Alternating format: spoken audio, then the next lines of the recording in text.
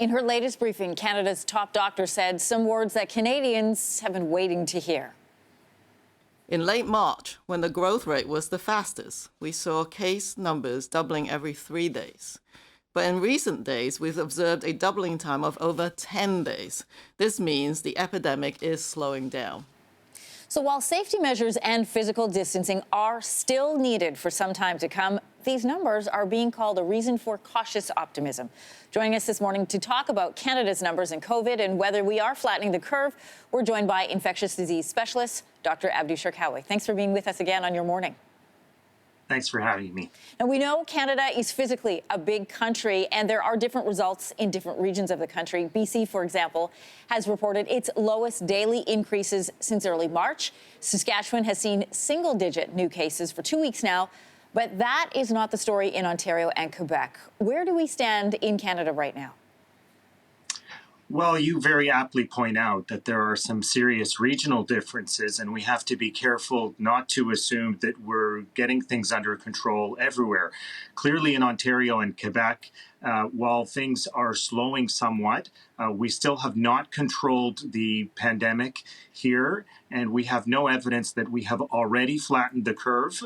Certainly from Dr. Tam's projections and her comments, we can feel encouraged that we are on our way to getting there, but we're simply not there yet. We need a few more weeks. There are some people, doctor, who hear that phrase and start to think, okay, my life can come back to normal. And the fear of being ill is then replaced by this fear of not being able to work in some cases. A number of provinces are starting to talk about when and how they could perhaps consider loosening their restrictions. Is it too soon for that? I think it is, and I would sort of liken the situation to a forest fire where we've done our job with the water bombers and we've gotten some luck with some rain, but there are embers that are still smoldering under the surface here, and if we ignore those embers, it's very easy for a bit of a gust of wind to rekindle them and to be back in the same place that we started. And so we want to be very cautious about making sure that we exert a little bit more patience to save ourselves for tomorrow. That's a really great example to give, very visual. U.S. President Donald Trump is now saying they could be looking at reopening the Canada-U.S. border soon. With roughly a third of all COVID cases now in the United States, is it too soon to be doing that? Well, I think we have to be very careful about that. We know that obviously our supply chain is very much dependent upon having cross-border travel.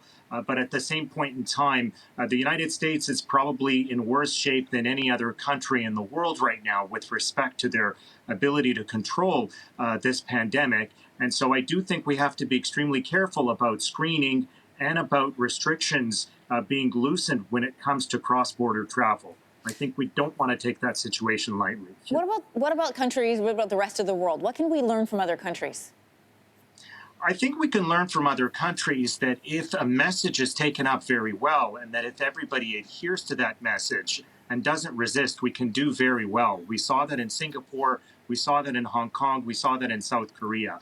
The population didn't really rebel. They were very adherent and very patient with the measures that were proposed by the government, and they've done a fantastic job flattening their curve. I think we can do the same thing in Canada if we continue to follow the message of our public health recommendations. Dr. Sharkawi, thanks for being back on Your Morning, and thanks for that this morning. Thanks for having me. Thanks for watching. If you like this, be sure to subscribe here. And you can check out more Your Morning videos right here.